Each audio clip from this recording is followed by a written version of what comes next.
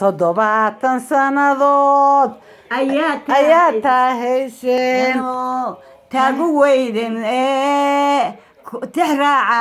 Puntland wax ku qaadan maysaan wadaraha adduunka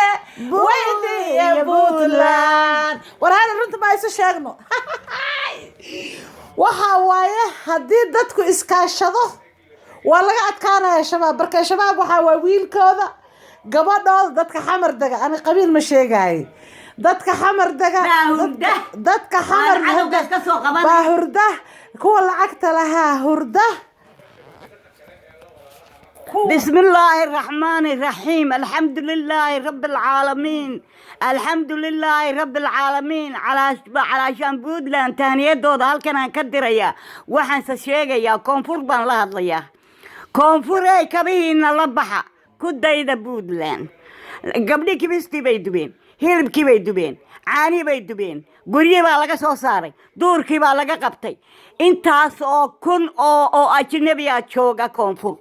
ciidamadii oo dhan baa jooga dawladii baa jooga wali waa la rafanayaa maalinba gaadiidkiina la kaxaysanayaa waa inaa kabaa la baxdaan waa inaa Puntland ku dayataan bismillaahi raxmaani raxiim Puntland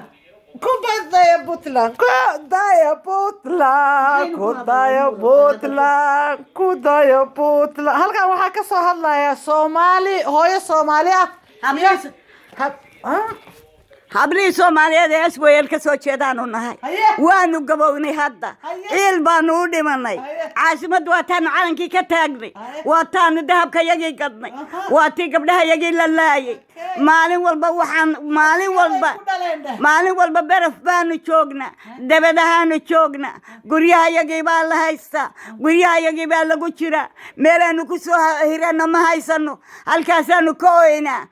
waxaanu daawanaa TV-ga shabaab xamar gudaheedu ku jira laga saaro kuwa guryaha haystaa wayaga kuwa caruurta qaribay wayaga kuwa hooyooyinka biraynaya wayaga kuwa habraha xaaqaya biraynaya wayaga laakiin dadkaan isku tiirsanayn iskuna tala ahayn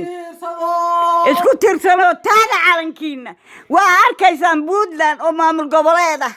oo aan ciidamo badan lahayn oo aan u badan lahayn baa habri ka saareen adduunka idinku xaggaa jirtaan aniga boondeeraan ku dhashay maantana ma iman karo halkaas waxa weeyaan waa habrihii gaboobay islaamihii gaboobay toddobaatan baan jiraa maanta ayeeyo maanta insha Allah waxa weeyaan horta haddaan runta wax la isu sheegaynin waxba ma hagaagayaan waxaynu ku hadalay soo celi hadda ka ilaalinin ha sheegina بالكو أي مغلايا السلام عليكم ورحمة الله وبركاته.